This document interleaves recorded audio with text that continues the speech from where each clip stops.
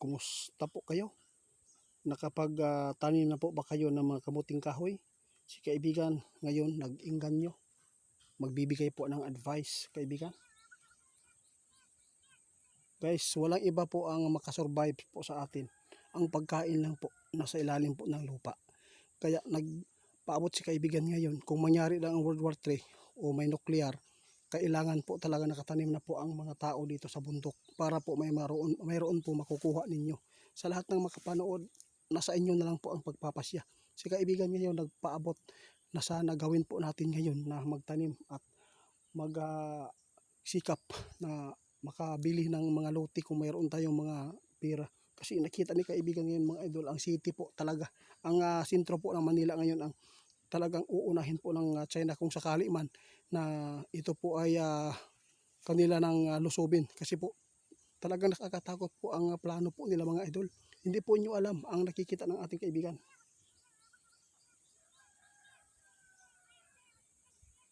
O, pinabuylo lang po talaga mga idol. Ang kawawa po dito ang ating bansa. Wala tayong maipangdigma na maayos. Mahirapan tayo makatawid sa 2 weeks na makikipaglaban po doon. Paano na lang? Ang Amerika wala nang mga missile, no? Kunti-kunti na lang. Mas marami po ang nabitawan sa Iran.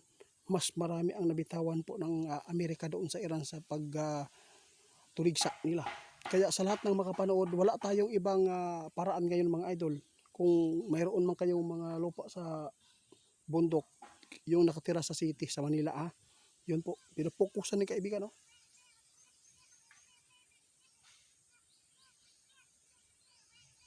Grabe ang nakita ng ating kaibigan mga idol. Ang nakita nila, talagang mauuna ang Luzon mga idol. Wala na tayong kawala dito mga idol. Ipit na tayo dito. Kaya sa lahat ng makapanood sa amin, yun pong ipinapaabot ni kaibigan ngayon, magtanim po ng mga pagkain sa bundok. Kasi po ang bundok mga idol, safety po tayo talaga dito. O hindi po tayo pwedeng magalaw pa at hindi tayo pwedeng galawin nila dahil wala naman po silang masisira dito na mga yung nakatayo na napakinabangan po ng government, lalo na sa mga taong bayan, di ba?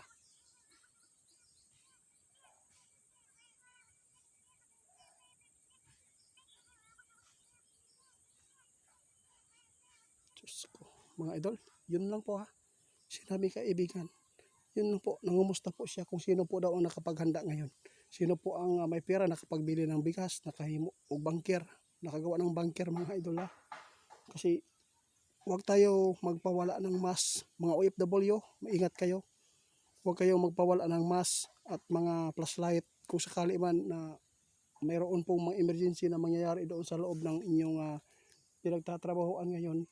At least mayroon kayong magagamit na flashlight mga idol kung sakali man mabagsakan kayo ng sibako, ng mga delikadong paputok.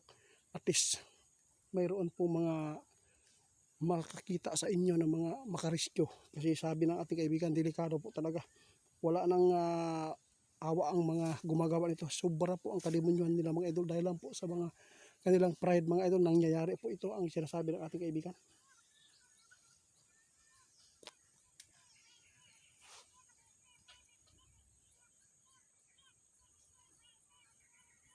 Sige, salamat kaibigan. Mga idol, si kaibigan umalis na. May emergency. Kaya sa lahat po ng nakaabot sa ako ang video karon, pag-ambing mo mga idol, si kaibigan diri ko gipatawag karon. Tungod kay naa sila'y impormasyon na nakita na dili gyud maayo karon ang plano sa China sa tuwa. Gipabuylo lang jud ang Amerika para makuhaan jud og maayo ang puwersa. Alam po ninyo, ang puwersa ng Amerika mga idol, sobrang laki na ang nawala dahil po sa digmaan po ng Iran. Grabe. Hindi po nila alam na ang tatlong bansang ito ay pinaplano na po nila. Na sinasabi na po nila sa sarili na tayo ang magwawagi dito. Alam po niyo mga idol, asam na po talaga ang China po. Na sila po ang mananalo din po dito sa ating bansa. Sila po ang makakuha. Kaya lang, ang mahirap lang dito, ang Amerika, kung hindi po sila makagawa ng mga maraming mga pandigma, posibleng talunin talaga sila kung lulusobin sila.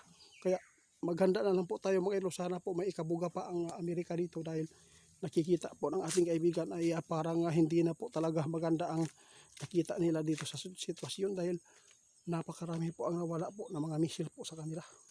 Kaya hanggang dito na lang muna mga idol. Maraming salamat. Uy, shout out pala sa mga nag-request sa amin na nagtanong kung okay lang po ba ang Kuwait. Sa Kuwait mga idol, mayroon pong mga lugar doon sa Kuwait na safety. Wala pong mga bala na tumama doon. Nakikita lang po nila ang mga balinis ba, misil, nasa taas lang. Parang nadaanan lang po sila. Grabe po. Sobrang lakas po talaga ang kanilang mga ginagawa mga idol na mga pangdigma. Iwan ko lang mga idol yung nag-request kung ilang buwan po ba ang kakayanin po ng mga sundalo natin dito. Mga idol, ito lang po masabi ko. Siguro 1 week, wala na. Luspad na. Tinuod na mga idol. Prangkahan yun eh. Kabal man ko mga isog ang Pilipino, pero usama ilang ikaisog kung wala sila yung mga gamit nga maayo pandigma. Usaman, wala yun. Doon kita kaibigan. Muna igiingon nga, amping ka tanan.